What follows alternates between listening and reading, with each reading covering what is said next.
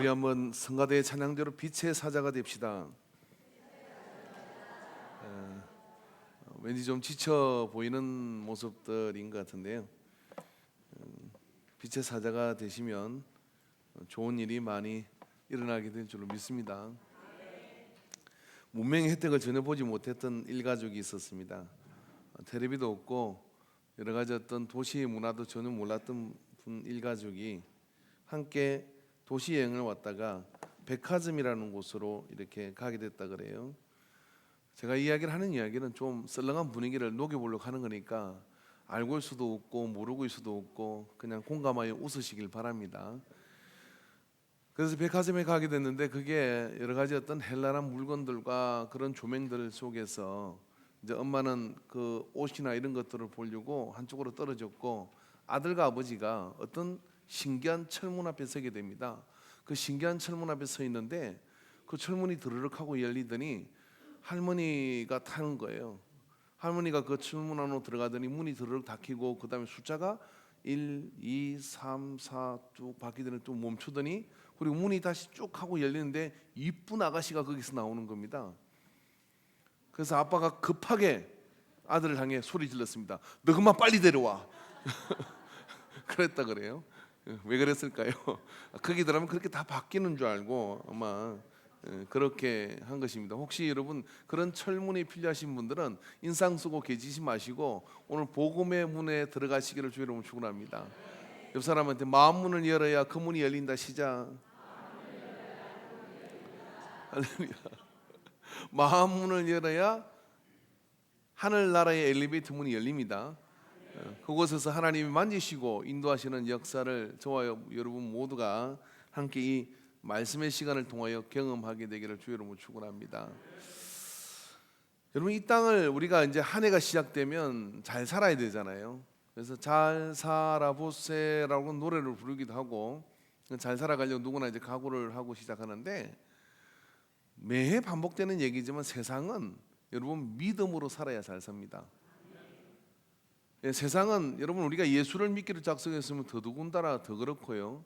예수 안 믿는 사람도요 잘 될 것이다 하고 믿고 자꾸만 영원하고 믿고 그 다음에 될 것이라고 믿고 계속해서 하는 사람은요 그 일을 택도 없는 건데 어처구니가 없는 건데도 믿고 계속하는 사람은 그 일을 이루는 어떤 열매가 맺어져요. 하물며 하나님을 믿는 사람이 이 모든 만물과 우주를 창조하신 그 하나님께서 우리가 믿음을 가지고 가는 일을 어찌 이루어지지 아니하겠습니까? 이루어 주실 줄 믿습니다. 그래서 여러분 믿음은 세상을 열어가는 세상을 살아가는 사람에게서는 하나님이 우리에게 준 열쇠입니다. 예수를 믿는다 나는 믿음이 없다. 그 이야기는 어떤 이야기냐면은 나는 세상에 막힌 모든 당과 문들의 앞에 섰지만은 그 문을 열 수 있는 열쇠가 내게는 없다라고 얘기하는 거예요. 하나님께서 우리가 그 문 앞으로 보내고 그 상황 속으로 우리를 보낼 때는 반드시 우리에게 믿음을 주어서 보내는 겁니다. 그래서 모세가 이스라엘 백성을 구하기 위해서 애굽으로 갈 때도 어떡합니까?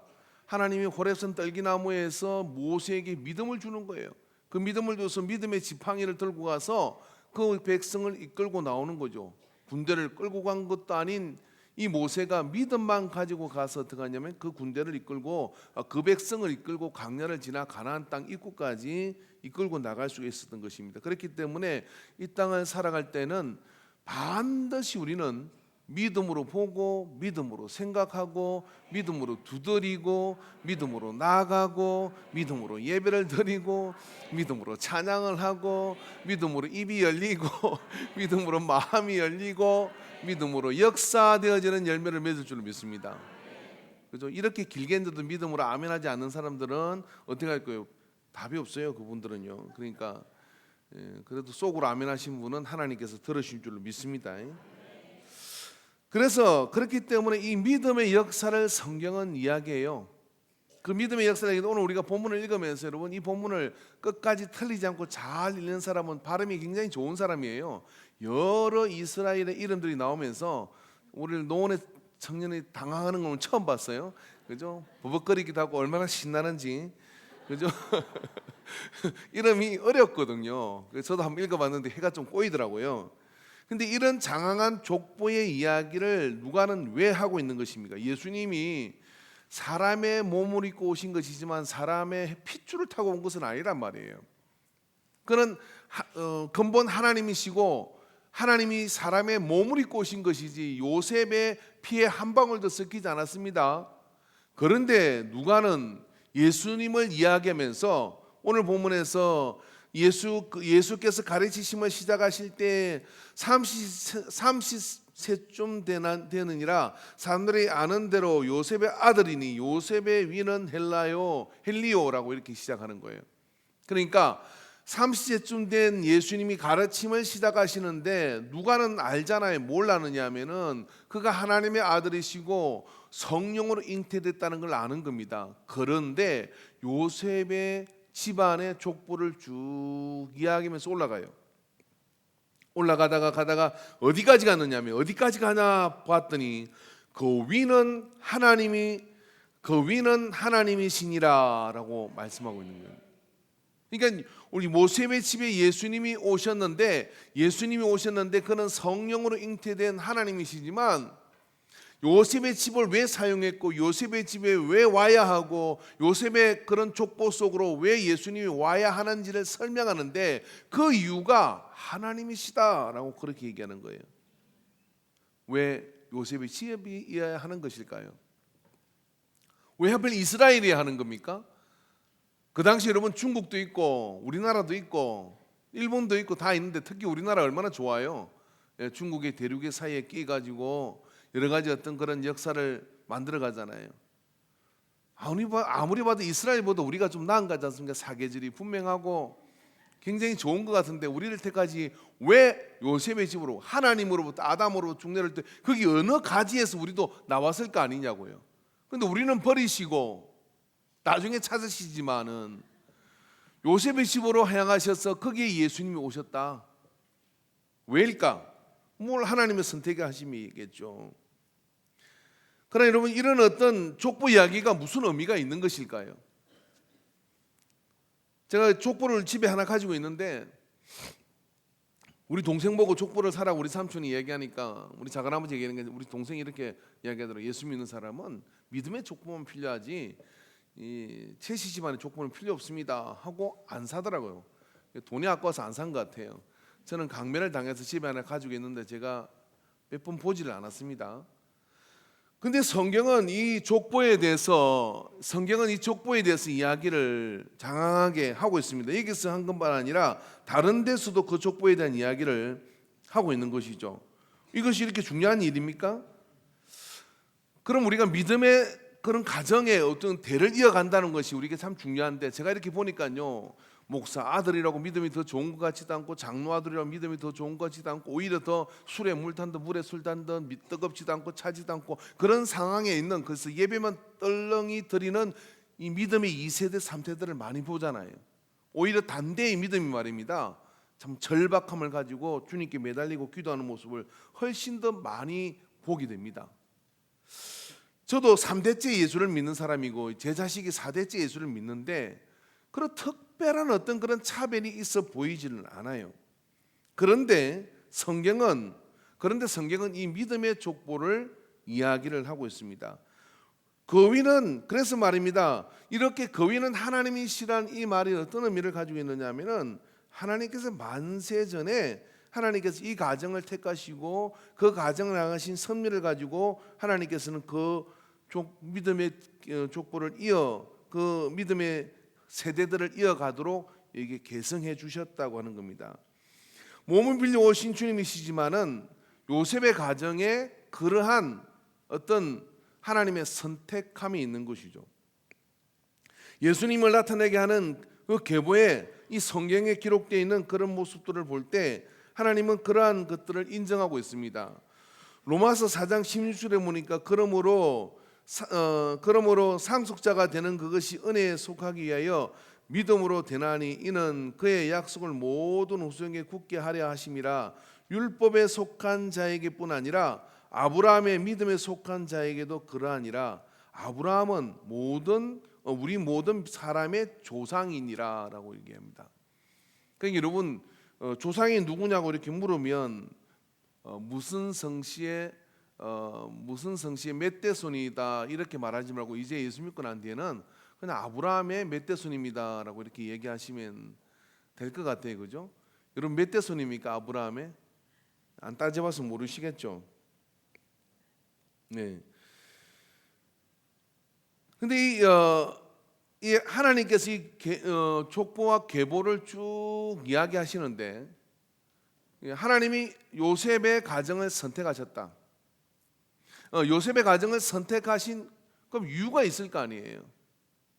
그 이유가 뭐냐고 이렇게 묻는다고 하면은 그 이유는 한 가지 이유밖에 없는 겁니다. 그게 뭐냐면 하나님께서 믿음의 계보를 따라 요셉의 가정을 이렇게 선택을 하신 겁니다. 그러면 하나님께서 이미 다 결정해 두시고 계신 거라면 우리가 뭐 어떻게 바꿀 수 있는 길이 없는 거라고 이렇게 생각할 수 있잖아요. 그죠? 근데 말입니다. 우리가 성경을 자세히 이렇게 보다 보면 이 믿음의 계보를 만들어 감에 있어 가지고 우리가 한 가지 관찰을 해야 될 것이 있습니다. 그게 뭐냐면 이 믿음의 기준으로서 하나님은 아브라함은 믿음의 조상으로 삼으실 뿐만 아니라 그 믿음의 근거를 따라 믿음의 계보를 쭉 만들어 가시는 거거든요. 그래서 히브리 11장 17절에 31절의 말씀 보면 여기에 다 믿음의 사람들이 어떻게 살았는지 그 족보를 쭉 이야기해요. 우리가 주목해야 될 구절은 28절부터 31절인데요. 한번 볼까요? 시작. 다 같이 한번 읽어봅시다. 시작. 믿음으로 유월절과 피 뿌리는 예식을 정하였으니 이는 장자를 멸하는 자로 그들을 건드리지 않게 하려 할 것이요 믿음으로 그들은 홍해를 육지같이 건넜으나 애굽 사람들은 이것을 시험하다가 빠져 죽었으며 믿음으로 7일 동안 여리고를 도니 성이 무너졌으며 믿음으로 기생 라합은 정탐꾼을 평안히 영접하였으므로 순종하지 아니한 자와 함께 멸망하지 아니하였도다. 아멘. 히브리서의 이 저자는 말입니다.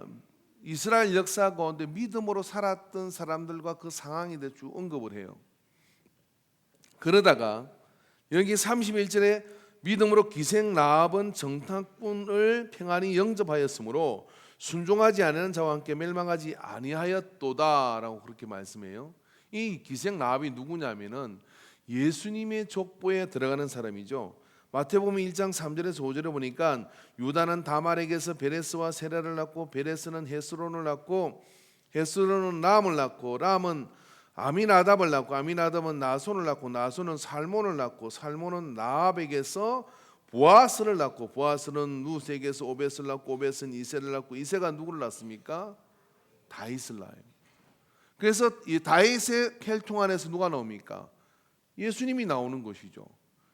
그래서 이 히브리서 저자도 그렇지만 누가도 그렇고 마태도 그렇고 이런 족보를 이야기하는 것이 이 믿음의 대열 속에서 하나님의 역사는 메시아를 오게 하고 그리고 그 메시아가 그 가문 속에 온다 이런 이야기를 하는 거예요. 그래서 그런 어떤 역사를 통해서 우리가 알 수 있는 것은 뭐냐면 믿음이 단순히 단대의 믿음으로 끝나는 것이 아니라 우리가 그 믿음의 계보 속에 들어가야 하나님의 더 큰 역사를 이루어갈 수 있다고 하는 겁니다. 지금부터 여러분 졸다가도 눈을 뜨셔야 돼요. 교회 성장 연구소에서 그 명성교회를 조사를 했답니다. 명성교회는 원래 평양에서 신앙생활을 하던 사람들이 피난 내려와 가지고 한경지 목사님을 중심으로 해서 모인 그런 교회예요.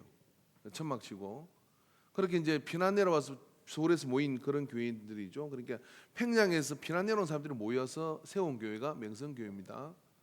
그 명성교회가 한 100명쯤 될 때 한경지 목사님이 이런 이야기를 했습니다. 우리가 언제까지 이렇게 천막치고 예배 드릴 거냐. 수요 저녁 시간에 뭐라고 이야기를 했냐면 그때는 수요 저녁 시간에 정교인이 다 나왔나 봐요. 유명한 일한데요.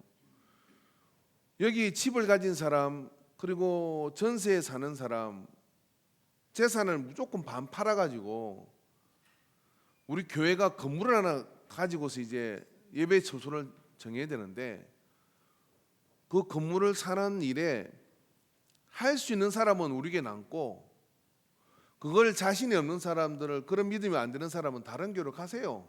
서울에 교회 많으니까 하고 잘랐어요. 몇 명 남았을게요?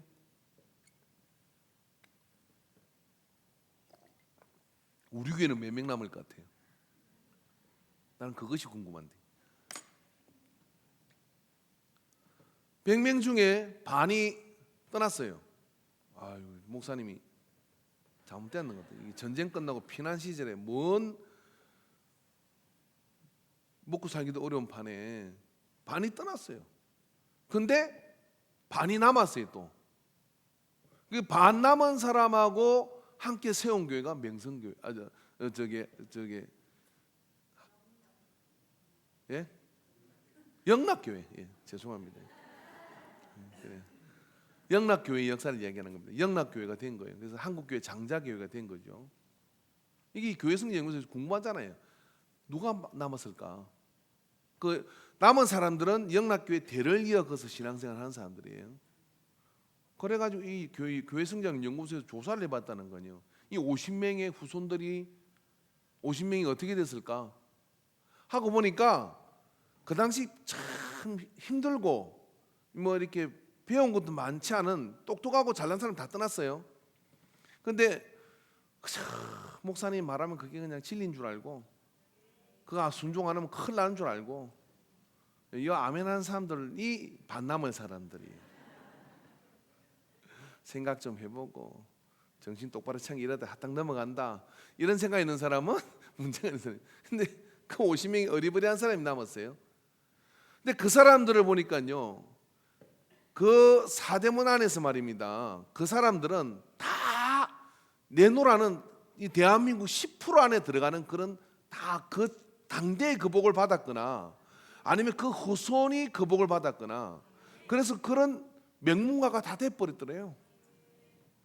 아유, 옆 사람한테 아멘하면 부스러기라도 떨어진다 시작.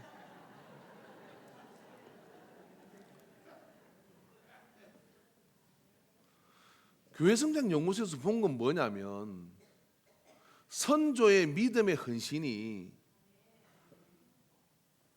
그게 헛되이 돌아가지 않더라 이런 이야기예요. 헛되이 돌아가지 않고 그게 그 자손에게 이렇게 내려가는 겁니다. 할렐루야. 그 복을 받으시길 바랍니다. 여러분의 믿음이 어머니를 두셨거나 믿음의 조상을 두셨다면 감사하고 감사하고 감사해야 될 줄 믿습니다. 믿음의 조상이 없다면 그렇게 배 아파하지 않아도 됩니다. 왜 그러냐면 참 공평하신 하나님이라 믿음의 조상을 뒀다 할지라도 그게 당연히 얻어지는 줄 알고 어떻게 하냐면 까불다가 아무것도 못 받는 그런 믿음의 후손도 많이 있어요. 진짜요. 정신 차리고 돌아오면 돼요. 제가 워낙 신비한 이야기를 하니까 여러분이 공감을 잘 못하는 것 같은데 성경이 고리타분한 족보 이야기를 하는 이유가 여기에 있는 겁니다. 우리가 많이 고쳐야 될 거 한 가지가 뭐냐면은 저는 유아 세례를 좋아합니다.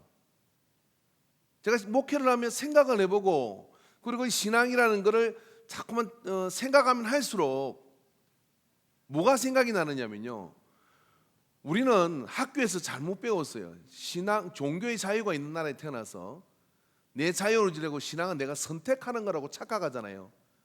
성경은 애시당초 신앙은 선택이 아니라고 얘기합니다. 유대인들은 태어날 때 난지 8일 만에 할례를 해버려요. 애가 잠깐만요, 8일 만에 이러니까 아빠 내가 커서 예수를 믿을지 하나님 믿을지 안 믿을지도 모르는데 왜 나한테 할례를 합니까? 이렇게 말할 수 있는 기회를 안 줘버려. 아무것도 모르고 고통도 잘 모를 때 난지 8일 만에 할례를 행해서 하나님께 바쳐버려요. 거룩한 백성이라고. 그러니까 성경의 신앙은 어떤 것이냐면은 이거죠. 성경의 신앙은 유전되는 거예요. 상속되는 거예요. 그래서 저는 유아 세대를 되게 좋아합니다. 벌써 애가 중학생만 돼도요 빽딱해지고 대학생 되면요, 내가 무슨 하나님을 꼭 믿어야 돼 이런 생각을 해요. 근데 유아 세대 때 그냥 하나님께 바쳐버리는 거예요. 그리고 계속해서 크면서 얘기하는 거예요. 너는 하나님께 드려진 자식이다, 세례받은 자녀이다. 계속 이야기하면 여기가 어디를 가지는 못해요. 갔다가도 돌아와요. 하나님이 춤발라 놓은 거라. 예, 그래서 도망도 못 가고 다 잡혀오게 돼 있는 거예요. 그래서 신앙은 뭐냐면은 내가 선택하는 게 아니에요. 누가 그런 말을 가르쳤어요? 신앙은 내가 선택하는 게 아닙니다. 신앙은 내가 선택하는 게 아니라 어떤 얘기는 상속되는 겁니다. 내가 담대히 믿음 같으면 내가 신앙을 선택하는 것이 되겠죠. 그건 역시도 하나님께서 나를 불러주셔야 나오는 거지. 뭐 하나님 불러주지 않는데 나와서 내가 하나님을 선택하는 거라고요. 착각하지 마세요. 아무리 선택하고 싶어도 하나님 불러주지 않으면 내 앞으로 나올 수가 없는 것이죠. 기생인 이 여자가, 몸을 팔던 이 여자가 담장 위에 살다가 그게 정탐꾼 한 사람이, 두 사람이 들어왔는데 3대 밑에 감춰줬어요. 근데 성경은 뭐라고 얘기하냐? 기생 라합이 믿음으로 이 정탐꾼을 감춰줌으로 인해 가지고 그가 구원을 받았다고 하는 겁니다. 그리고 예수님의 족보에 들어간 영광을 얻게 되는 것이죠. 그것이 하나님의 은혜가 아니고 무엇이겠습니까? 그래서 여러분, 이 믿음의 족보에 우리는 반드시 들어가야 되는데, 믿음의 족보는 혈통을 따라가는 것이 아니라 믿음을 따라가요. 이해되십니까? 여러분, 성경은 아브라함으로부터 흐르는 모든 사람들의 이름을 다 기록할 의도가 없어요. 만약에 여러분 오늘 아브라함으로부터 임하는 모든 사람 이름을 다 기록했던 우리가 예배 끝나고 석 달 열흘을 읽어도 다 못 읽어요, 이름들을.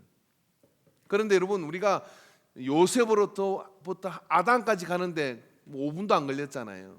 그죠? 이렇게 쭉 훑어 올라갔잖아요. 근데 그 나머지 이름들은 어디로 사라졌을까요? 나머지 이름들은 없는 것입니까? 있음에도 불구하고 있기는 있었겠지만 존재하지 않는 겁니다. 믿음의 계보 속에서는. 그럼 왜 이들은 믿음의 계보 속으로 들어가고 그 이름들은 왜 버려지는 것입니까? 내가 3대째 믿음이고 2대째 믿음이고 그리고 몇 대째 믿음이라고 이야기해도 예배 시간에 꼬박꼬박 졸고 있거나 그리고 믿음 생활도 잘하지 않거나 기도 생활도 하지 않고 그러면 없어지는 거예요. 그럼 그 자리를 누가 꿰차느냐면은 믿음의 장자의 사모함을 가진 자가 그 자리를 얻습니다. 여러분, 신기하지 않습니까? 그래서 여러분, 항상 믿음의 계보에서 장자는 말입니다. 장자는 핏줄을 따라 된 것이 아니라 늘 믿음을 따라 장자권이 결정이 됐다는 거예요. 여러분, 아브라함은 데라의 아들이에요. 근데 데라의 아들인데 아브라함은 장남이 아니에요. 아브라함은 장남이 아니라 장자는 따로 있었죠. 하란이 형입니다. 하란의 아들이 룻이고요. 근데 이런 성경을 보면 참 재미있는 게 뭐냐면 창세기 11장 25절 32절을 보니까 데라를 낳은 후에 119년을 지내며 자녀를 낳았으며 데라는 70세의 아브라함과 나홀과 하란을 낳았더라. 데라의 족보는 이러하니라. 데라는 아브라함과 나홀과 하란을 낳고 하란을 룻을 낳았으며 하란은 그 아비 데라보다 먼저 고향 갈대아인의 우르에서 죽었더라. 아브라함과 라울이 장가 들었으니 아브라함의 아내는 이름은 사레요 나홀의 아내의 이름은 밀가니. 밀가가 누구냐면 하란의 딸이에요. 예? 그러니까 이게 지금 어떻게 되는 거냐면 하란이 행인 겁니다. 이게 룻하고 아브라함하고 나이 차이가 얼마나 나지 않은 거예요. 성경은 근데 여기에 아브라함과 나홀과 하란을 낳았다는 이유는 실제부터 데라가 이런 자녀를 낳았는데 이 주인공이 누구예요? 후대 모세가 이것을 기록할 때 아브라함이 주인공이기 때문에 아브라함이라고 이야기해서 먼저 나오는 거지. 이게 서열이 아니다 이런 이야기예요. 이해되십니까? 근데 여러분, 사레 그리고 아브라함과 나홀이 장가드신 아브라함의 아내는 이름은 사레요 나홀의 아내 이름은 밀가니. 하란의 딸이요 하란은 밀가의 아버지며 또 이스가의 아버지더라. 사레는 임신하지 못하였으므로 자식이 없었더라. 데라가 그 아들 아브라함과 하란의 아들인 그 자손 롯과 그의 며느리 아브라함의 아내 사레를 데리고 갈대아의 우르를 떠나 가나안 땅으로 가고자 하더니 하란에 이르러서 거기서 거류하였으며 데라는 나이가 255세가 되어 하란에서 죽었더라. 근데 신기한 게 이게 하란의 마지 큰 아들이잖아요. 그 다음에 또 룻이랑 아들을 하는데 이 하란의 아내 이름이 나오지 않는다고 하는 거예요. 아브라함의 아내 이름도 나오고 아들들 아내 이름이 다 나오거든요. 나오지 않는다는 이야기는 어떤 이야기일까요? 하란은 믿음으로 살아지 않을 가능성이 있다. 이게 별로 역사에 있게 중요하지 않은 거예요. 이게 이런 겁니다. 장자로 태어났지만 믿음의 가문에서 내가 믿음의 대속의 장자로 태어났지만 내가 그 믿음을 받을 만한 그릇이 안 되면 하나님은 장자권은 언제든지 옮기시더라 이런 이야기예요.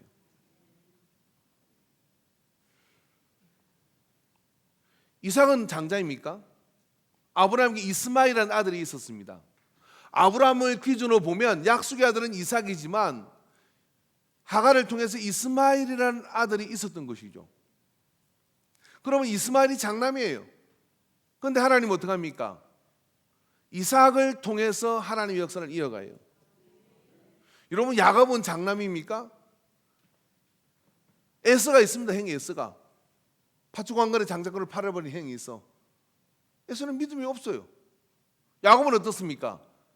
그 장자권의 소중한 가치를 알기 때문에 그것 때문에 예배도 안 빠지고 그것 때문에 기도 생활도 하고 그것 때문에 힘들어도 가고 그러면서 그 믿음의 계보 속에 들어가려고 그 장자권을 사모하는 거죠. 사모하니까 어떻게 되느냐면 하나님께서는 그 역사를 아브라함, 이삭, 야곱으로 이어가는데 공교롭게도 여기 장남은 아무도 없어요.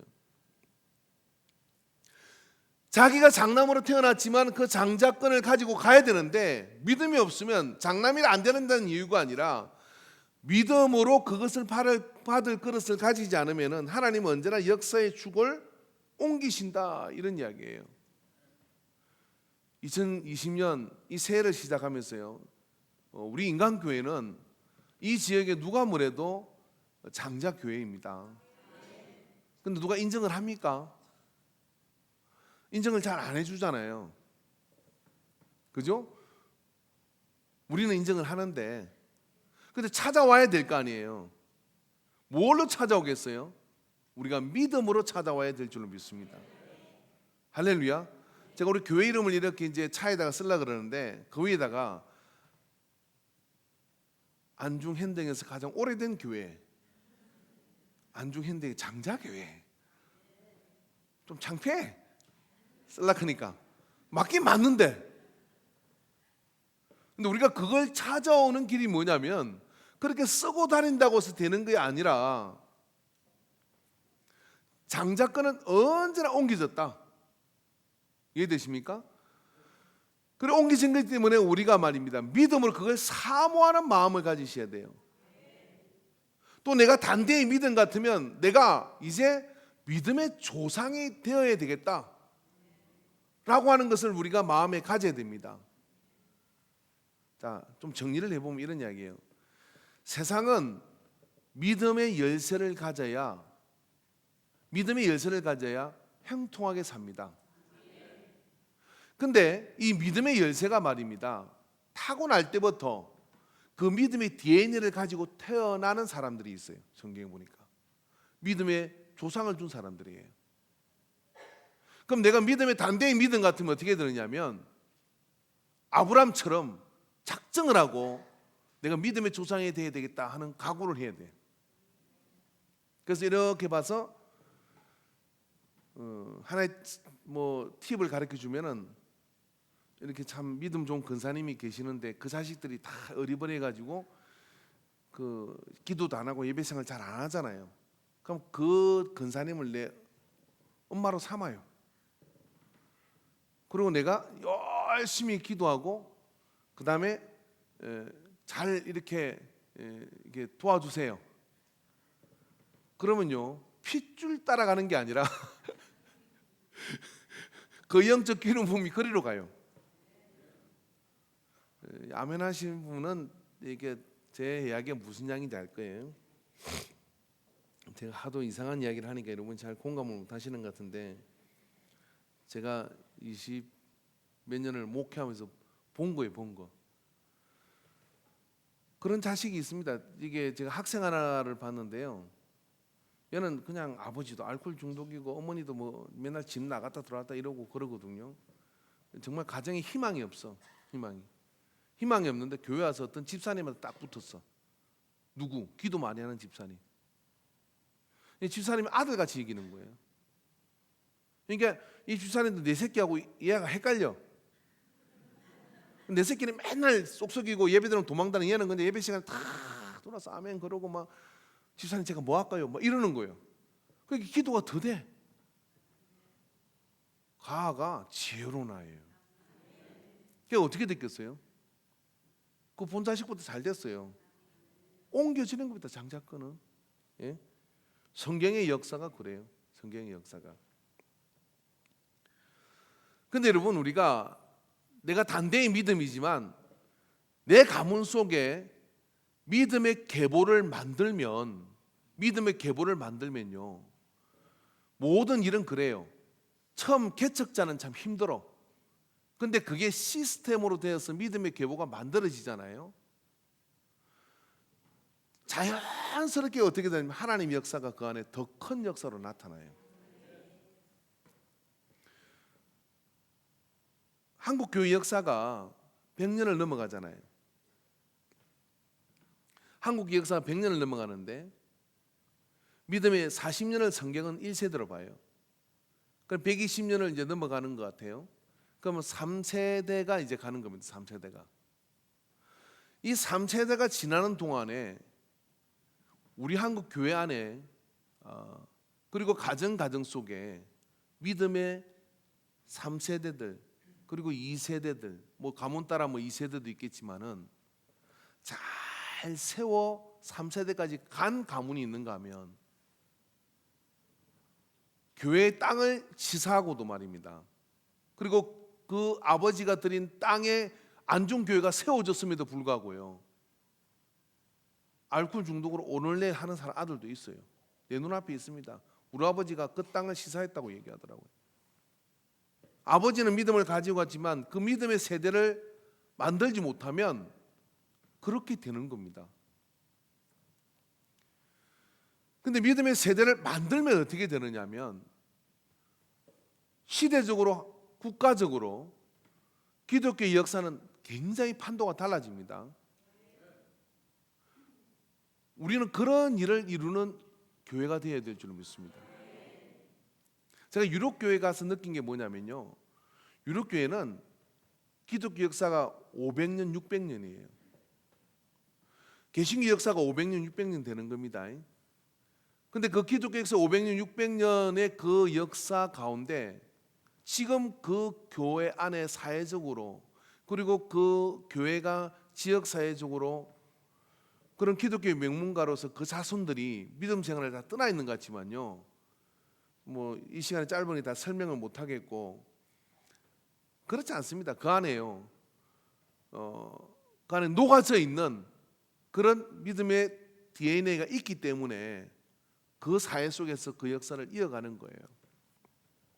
근데 우리 정도의 체질을 가지고 이런 어떤 믿음의 계보에 대한 그런 어떤 생각과 그런 의식이 없는 상태에서 향후 100년 후에 한국 사회 속에 기독 신앙이 얼마나 남을 수 있을까? 좀 의문점을 가질 수밖에 없어요. 우리 인간교회 여기 지역을 돌면서 우리 근사님들하고 가면서 20주 전에 근사님이 교회 다니셨는데 이 근사님도 교회 다니 소천하시고 그 자녀들은 안 나와요. 이 근사님도 교회 다니셨는데 그 자녀들은 저게 살지만 나오지 않아요. 하는 이야기를 부지기수로 듣습니다. 그러면 역사의 테이프를 거꾸로 돌려가지고 우리의 자손 자녀 세대에게 이 믿음의 의식과 신앙은 유전인 것을 가르쳐주고 그리고 이 중요한 가치가 어떤 재산을 상속받는 것보다 내 부모의 기도의 자리를 상속받는 것이 그 믿음의 헌신의 자리를 상속받는 것이 훨씬 더 크고 놀라운 것이라는 의식과 가치가 이 속에 들어갔다면 오늘 그런 가슴을 치는 모습에 우리가 직면하겠냐고요. 그러니까 지금 우리가 또 정신을 차리지 않는다 그러면 오늘 이렇게 여러 이름들을 10가지만 그 이름들 속에 비껴나간 이름들 속에 우리의 자손들의 이름들도 있지 않겠느냐, 이런 이야기입니다. 의식입니다.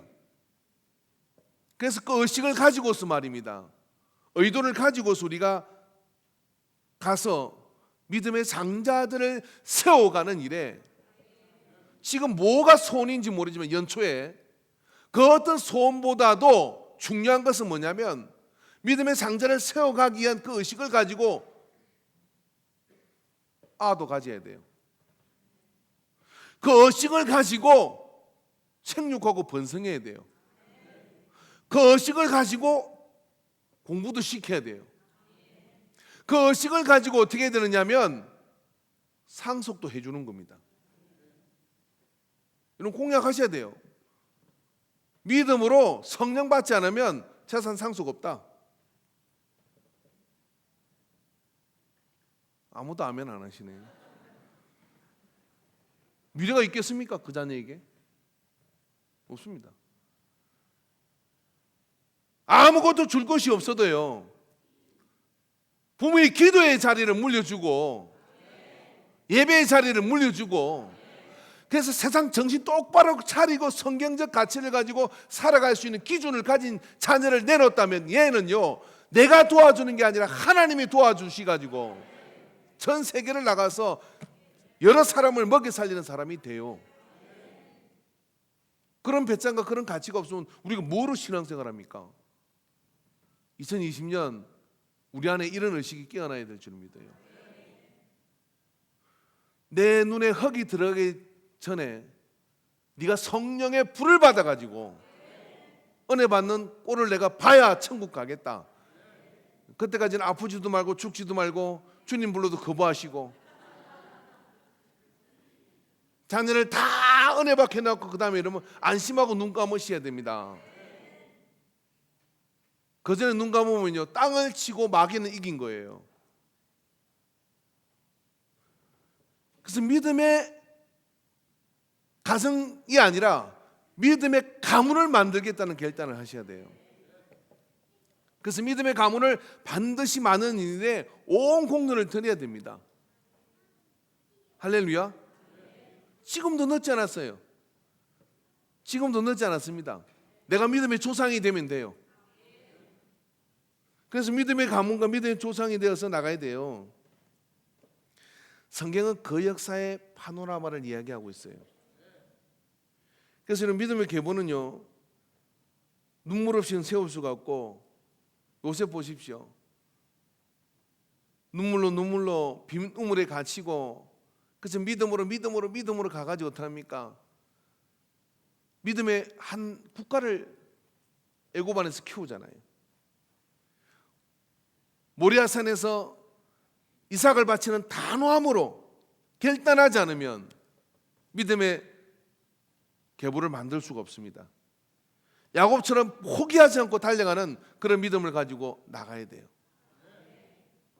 여러분, 그거 이루어 놓지 않으면은 모든 것을 이루었다 할지라도, 자식이 뭐 잘 나가고 무슨 사회적 지위가 되고 대통령이 되고 다 될 때 할지라도 그건 다 독입니다.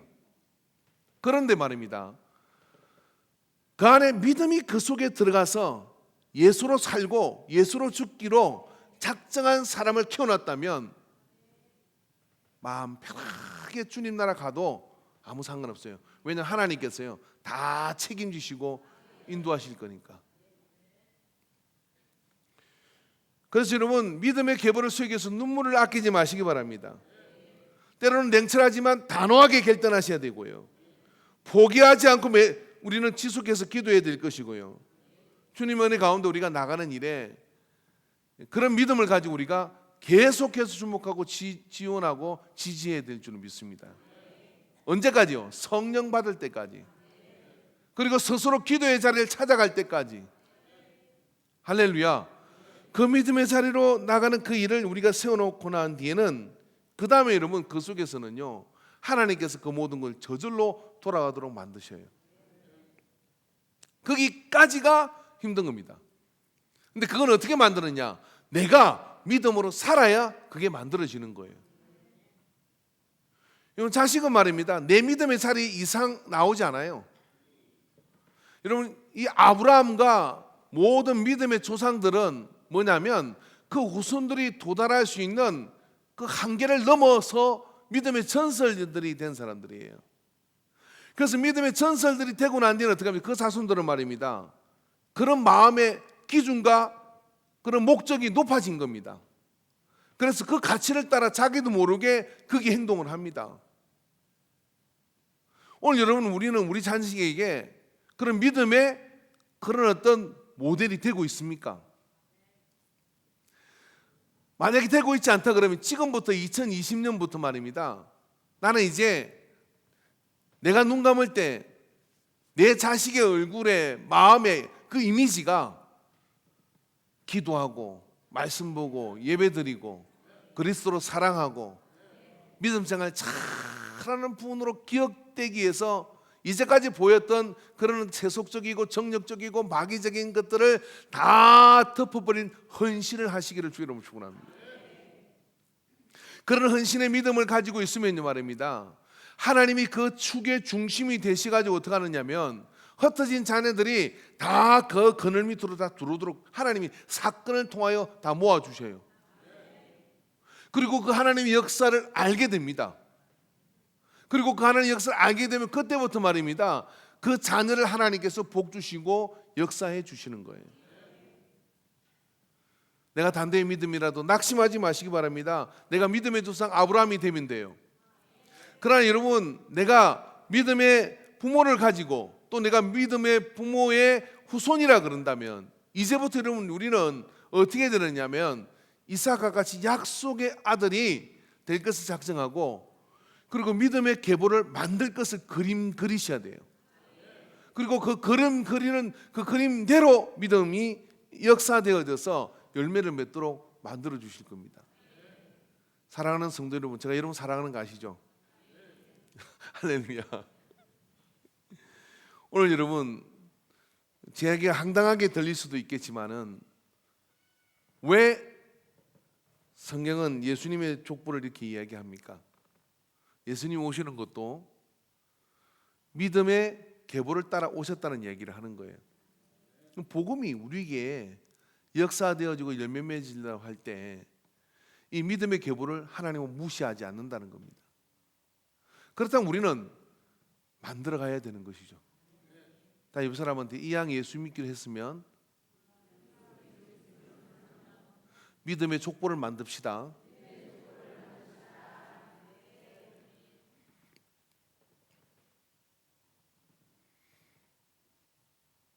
그래서 옛날에 우리 그 유교 시대는 결혼을 할 때 이렇게 서로 족보를 보잖아요. 우리 인간교회에서는 좀 그런 것도 봤으면 좋겠어요. 그 집의 믿음의 전설은 누굽니까? 그러면서 서로의 이렇게 믿음의 족보를 참 보고 그 사이에 이렇게 결혼을 하면 얼마나 더 멋있겠어요? 근데 그렇게 결혼을 해서 태중에서부터 말입니다, 말씀과 은혜로 충만한 자식이 나올 때 나라가 사는 역사가 나타날 줄을 믿어요. 그래서 막 이렇게 세월 낭비하고 시간 낭비하고 방황하는 자식이 아니라 하나님 역사 가운데 그 믿음의 계보 속에 다 들어가서 그 안에서 큰 역사를 이루는 여러분 믿음의 인물들이 여러분의 가문 속에서 다 나오게 되기를 주 이름으로 축원합니다. 우리 기도하겠습니다.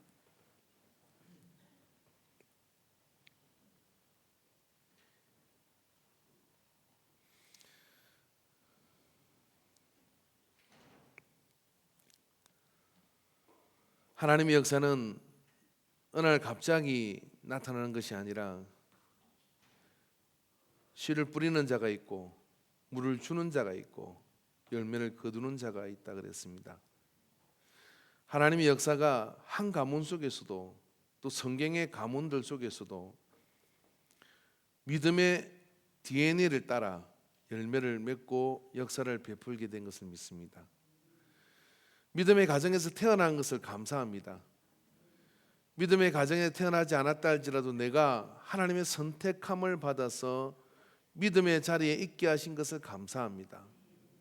믿음의 1세대라면 아브라함과 같은 믿음을 가지게 하여 주시옵소서. 믿음의 가문 속에 태어났다면 이삭과 같은 믿음을 상속받는 자가 되게 하여 주시옵시고, 그래서 어느 때이든 장자권을 빼앗기지 아니하고 그 믿음의 역사를 이어가는 2020년이 되게 하여 주시옵소서. 믿음으로 하나님께서는 홍해를 건너가게 하셨고 믿음으로 그 큰 역사를 이루어 주시는데, 그 역사의 반열 속에 있는 사람들은 어느 날 갑자기 믿음을 가진 것이 아니라 이와 같은 믿음의 계보 속에서 그 역사를 이루게 된 것을 믿습니다.